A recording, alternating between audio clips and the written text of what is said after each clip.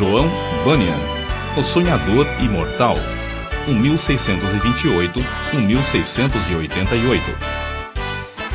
Caminhando pelo deserto deste mundo, parei num sítio onde havia uma caverna, a prisão de Bedford. Ali, deitei-me para descansar.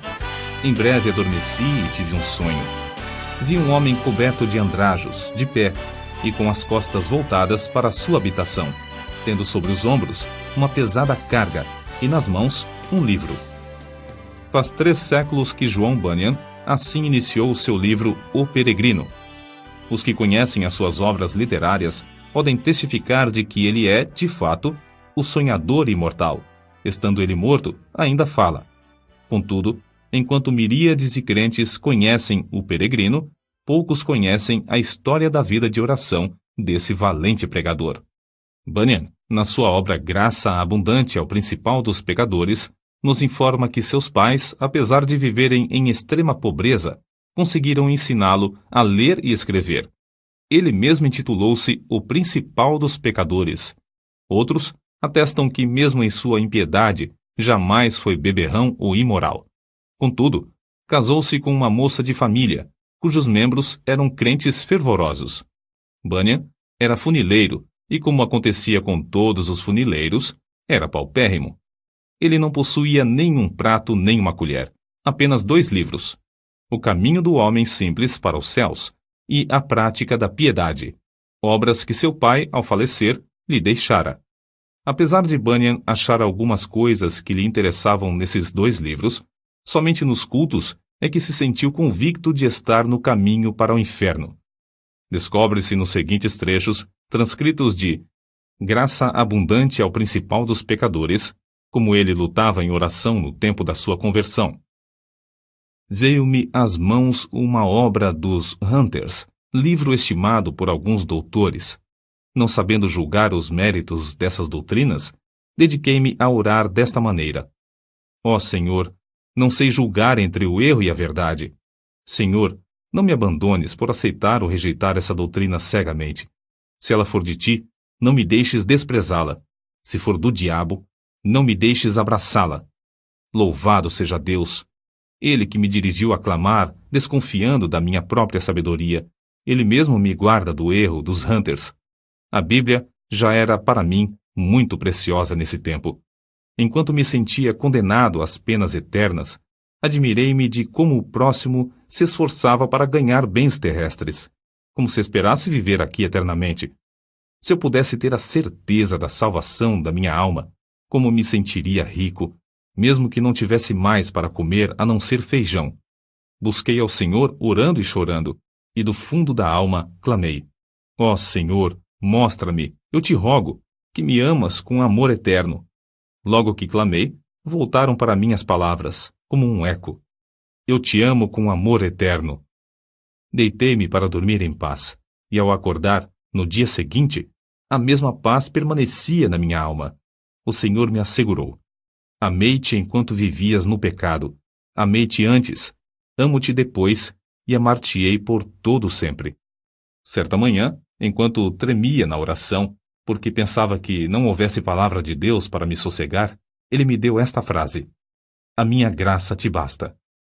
O meu entendimento foi tão iluminado como se o Senhor Jesus olhasse dos céus para mim, pelo telhado da casa, e me dirigisse essas palavras. Voltei para casa chorando, transbordando de gozo e humilhado até o pó. Contudo, certo dia, enquanto andava no campo, a consciência inquieta, de repente essas palavras entraram na minha alma: Tua justiça está nos céus. E parecia que, com os olhos da alma, via Jesus Cristo à destra de Deus, permanecendo ali como minha justiça. Vi, além disso, que não é o meu bom coração que torna a minha justiça melhor, nem que a prejudica, porque a minha justiça é o próprio Cristo, o mesmo ontem, hoje e para sempre. As cadeias, então, caíram-me das pernas. Fiquei livre das angústias. As tentações perderam a força. O horror da severidade de Deus não mais me perturbava, e voltei para casa regozijando-me na graça e no amor de Deus. Não achei na Bíblia a frase: Tua justiça está nos céus, mas achei o qual para nós foi feito por Deus sabedoria e justiça, e santificação e redenção. 1 Coríntios, capítulo 1, versículo 30. E vi que a outra frase era verdade. Enquanto eu assim meditava, o seguinte trecho das Escrituras penetrou no meu espírito com poder. Não pelas obras de justiça que houvéssemos feito, mas segundo a sua misericórdia nos salvou. Assim, fui levantado para as alturas, e me achei nos braços da graça e misericórdia. Antes temia a morte, mas depois clamei: quero morrer. A morte tornou-se para mim uma coisa desejável. Não se vive verdadeiramente antes de passar para outra vida. Oh, pensava eu, esta vida é apenas um sonho em comparação à outra. Foi nessa ocasião que as palavras herdeiros de Deus se tornaram tão cheias de sentido que eu não tenho como explicá-las aqui nesse mundo. Herdeiros de Deus. O próprio Deus é a porção dos santos. Isso vi e disso me admirei, contudo, não posso contar o que vi. Cristo era um Cristo precioso na minha alma. Era o meu gozo, a paz e o triunfo por Cristo eram tão grandes que tive dificuldade em conter-me e ficar deitado. Bunyan, ainda que lutando para sair da escravidão do vício do pecado, não fechava a alma aos perdidos, que ignoravam os horrores do inferno. Acerca disto, ele escreveu: percebi pelas Escrituras que o Espírito Santo não quer que os homens enterrem os seus talentos e dons, mas antes que despertem esses dons. Dou graças a Deus por me haver concedido uma medida de entranhas e compaixão pela alma do próximo, e me enviou a esforçar-me grandemente para falar uma palavra que Deus pudesse usar para apoderar-se da consciência e despertá-la. Nisso, o bom Senhor respondeu ao apelo de seu servo, e o povo começou a mostrar-se comovido e angustiado de espírito ao perceber o horror do seu pecado e a necessidade de aceitar a Jesus Cristo. De coração, clamei a Deus com grande insistência que ele tornasse a palavra eficaz para a salvação da alma. De fato, disse repetidamente ao Senhor que, se o meu enforcamento perante os olhos dos ouvintes servisse para despertá-los e confirmá-los na verdade, eu aceitaria alegremente. O maior anelo em cumprir meu ministério era o de entrar nos lugares mais escuros do país. Na pregação, realmente sentia dores de parto para que nascessem filhos para Deus. Sem fruto, não ligava importância a qualquer louvor aos meus esforços. Com fruto, não me importava com qualquer oposição. Os obstáculos que Bunyan tinha de encarar eram muitos e variados. Satanás, vendo-se grandemente prejudicado pela obra desse servo de Deus, começou a levantar barreiras de todas as formas. Bunyan resistia fielmente a todas as tentações de vangloriar-se sobre o fruto de seu ministério e cair na condenação do diabo. Quando, certa vez, um dos ouvintes lhe disse que pregara um bom sermão, ele respondeu: não precisa dizer-me isso. O diabo já cochichou a mesma coisa no meu ouvido, antes de sair da tribuna. Então, o inimigo das almas suscitou calúnias e boatos em todo o país, a fim de induzi-lo a abandonar seu ministério. Chamavam-no de feiticeiro, jesuíta, cangaceiro, e afirmavam que vivia amancebado, que tinha 2 esposas e que os seus filhos eram ilegítimos. Quando o maligno falhou em todos esses planos de desviar Bunyan do seu ministério glorioso, seus opositores denunciaram-no por não observar os regulamentos dos cultos da igreja oficial. As autoridades civis o sentenciaram à prisão perpétua, recusando terminantemente a revogação da sentença, apesar de todos os esforços de seus amigos e dos rogos de sua esposa. Tinha de ficar preso até se comprometer a não mais pregar. Acerca de sua prisão, ele diz: nunca tinha sentido a presença de Deus ao meu lado em todas as ocasiões como depois de ser encerrado, fortalecendo-me tão ternamente com esta ou aquela escritura, até me fazer desejar, se fosse lícito, maiores provações para receber maiores consolações.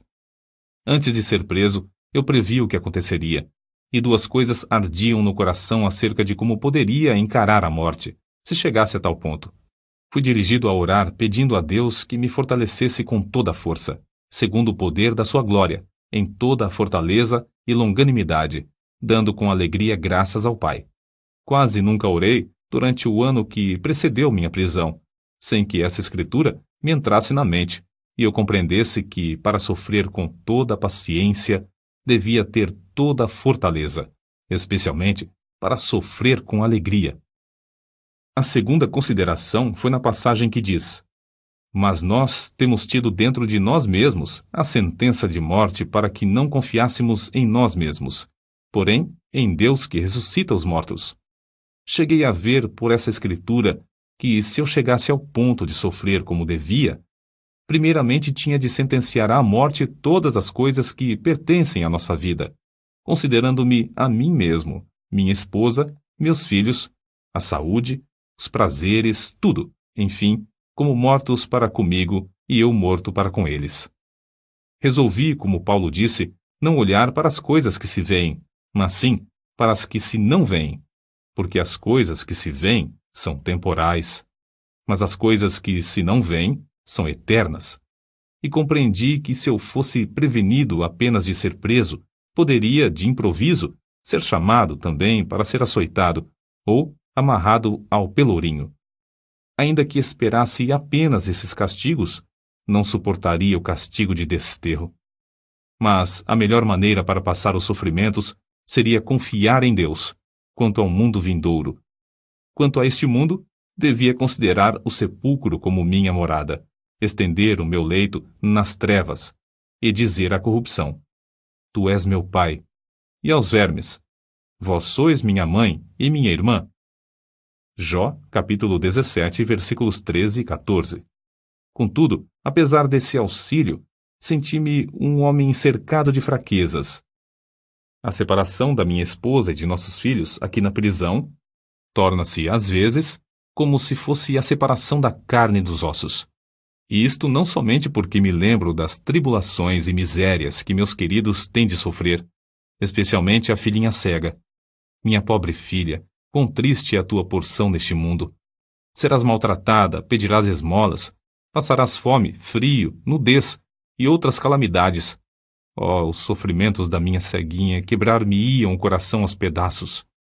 Eu meditava muito também sobre o horror ao inferno dos que temiam a cruz, a ponto de se recusarem a glorificar a Cristo, suas palavras e leis perante os filhos dos homens. Além do mais, pensava sobre a glória que ele preparara para os que, em amor, fé e paciência, testificavam dele. A lembrança destas coisas servia para diminuir a mágoa que sentia ao lembrar-me de que eu e meus queridos sofríamos pelo testemunho de Cristo. Nem todos os horrores da prisão abalaram o espírito de João Bunyan. Quando lhes ofereciam a sua liberdade sob a condição de ele não pregar mais, respondia: Se eu sair hoje da prisão, pregarei amanhã, com o auxílio de Deus. Mas se alguém pensar que, afinal de contas, João Bunyan era apenas um fanático, deve ler e meditar sobre as obras que nos deixou. Graça abundante ao principal dos pecadores, chamado ao ministério, o peregrino, a peregrina, a conduta do crente, a glória do templo, o pecador de Jerusalém é salvo, as guerras da famosa cidade de alma humana, a vida e a morte de homem mau, o sermão do monte, a figueira infrutífera, discursos sobre oração, o viajante celestial, gemidos de uma alma no inferno, a justificação é imputada, entre outros. Passou mais de 12 anos encarcerado. É fácil dizer que foram 12 longos anos, mas é difícil conceber o que isso significa. Passou mais da quinta parte da sua vida na prisão, na idade de maior energia. Foi um quacre, chamado Whitehead, que conseguiu a sua libertação. Depois de liberto, pregou em Bedford, Londres, e muitas outras cidades. Era tão popular que foi alcunhado de Bispo Bunyan. Continuou seu ministério fielmente até a idade de 60 anos, quando foi atacado de febre e faleceu. O seu túmulo é visitado por dezenas de milhares de pessoas. O orador, o escritor, o pregador, o professor da escola dominical e o pai de família, cada um conforme o seu ofício, podem lucrar grandemente com o estudo do estilo e méritos de seus escritos, apesar de ele ter sido apenas um humilde funileiro sem instrução. Mas como se pode explicar o maravilhoso sucesso de Bunyan? Como pode um iletrado, pregar como ele pregava e escrever num estilo capaz de interessar à criança e ao adulto, ao pobre e ao rico, ao douto e ao indouto. A única explicação do seu êxito é que ele era um homem em constante comunhão com Deus. Apesar de seu corpo estar preso no cárcere, a sua alma estava liberta, porque foi ali, numa cela, que John Bunyan teve as visões descritas nos seus livros. Visões muito mais reais do que os seus perseguidores e as paredes que o cercavam. Depois de desaparecerem os perseguidores da terra e as paredes virarem pó, o que Bunyan escreveu continua a iluminar e alegrar todas as terras e gerações. O que vamos citar mostra como Bunyan lutava com Deus em oração. Há na oração o ato de desvelar a própria pessoa, de abrir o coração perante Deus, de derramar afetuosamente a alma em pedidos, suspiros e gemidos. Senhor, disse Davi, diante de ti está todo o meu desejo, e o meu gemido não te é oculto. Salmo capítulo 38, versículo 9. E outra vez, a minha alma tem sede de Deus, do Deus vivo. Quando entrarei e me apresentarei ante a face de Deus? Quando me lembro disto, dentro de mim, derramo a minha alma.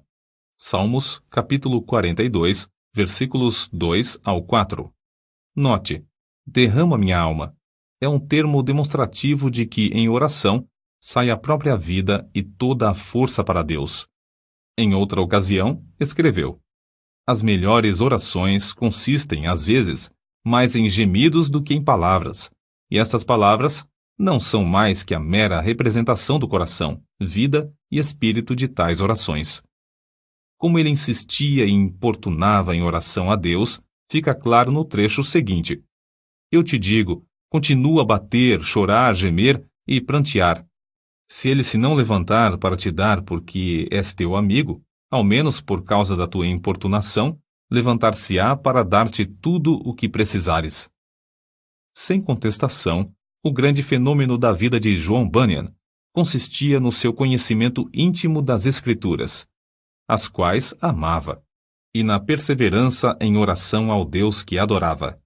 Se alguém duvidar de que Bunyan seguia a vontade de Deus nos 12 longos anos que passou na prisão de Bedford, deve lembrar-se de que esse servo de Cristo, ao escrever O Peregrino, atrás das grades, pregou um sermão que já dura quase 3 séculos, e que hoje é lido em 140 línguas. É o livro de maior circulação depois da Bíblia. Sem tal dedicação, não seria possível conseguir o incalculável fruto eterno desse sermão pregado por um funileiro cheio da graça de Deus. Nota: Quakre, forma aportuguesada de Quakers, como eram mais conhecidos os membros da Sociedade dos Amigos, nome de uma comunidade de cristãos protestantes surgida no século XVII. No início, eram seguidores de um pregador leigo, o inglês George Fox, que, em 1647, começou a pregar a doutrina de Cristo dentro. Todas as pessoas podem sentir a palavra de Deus em suas almas, caso se esforcem para ouvi-la. Interpretavam literalmente as palavras de Jesus Cristo nas Escrituras. Eram contra prestar juramentos e contra a guerra. Destacavam-se sempre pela solidariedade. Em 1947, os comitês britânico e americano de socorro Quaker Internacional receberam o Prêmio Nobel da Paz. Enciclopédia em Carta.